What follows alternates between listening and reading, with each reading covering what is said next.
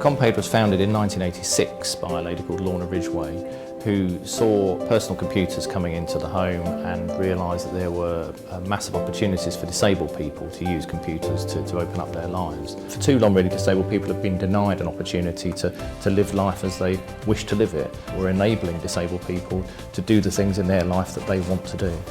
So we have a team of trainers who go out into the community to support disabled people either in their own homes or in local community centres to get computer skills.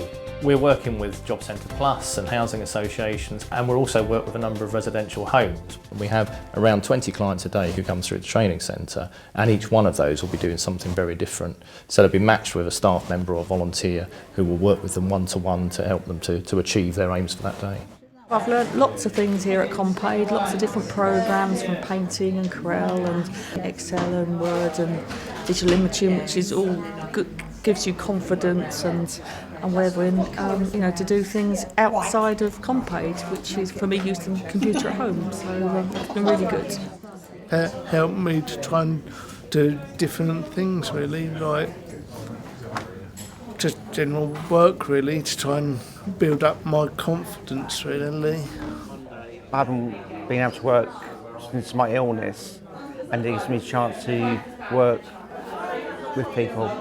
Always learning different things, different skills, and learning to sit and listen to people.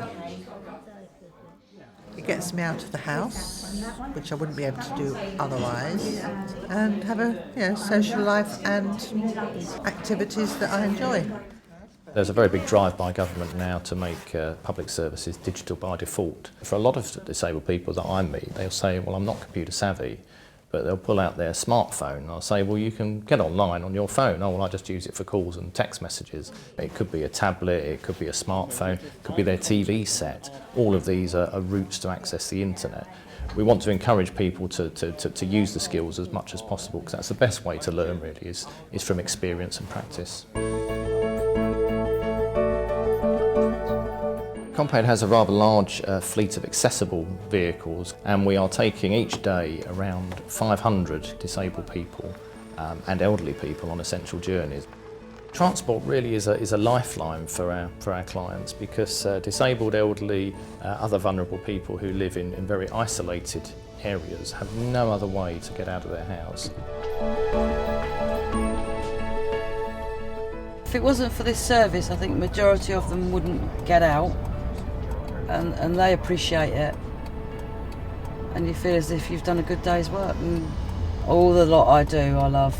They're all brilliant. It's a lifeline, really. It actually gets you out of the flats, meeting new people on the bus. It's very convenient because the driver's very helpful with the shopping. Bye, ladies.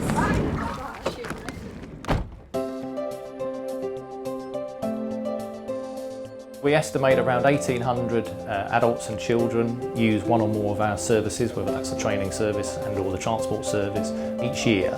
And we're trying to grow that number significantly more over the next few years, because we know there are many thousands of more disabled adults and children who need Compaid services who aren't currently able to reach them.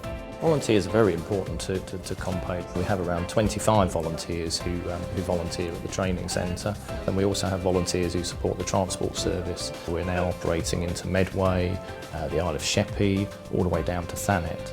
But in the next few years we're looking to fill in some of those gaps, so some of those parts of Kent where we know there are disabled people who could benefit from our services. We will need more volunteers, we'll need more voluntary income as well, because as a charity, Compaid does rely on voluntary income to help pay for the delivery of the services.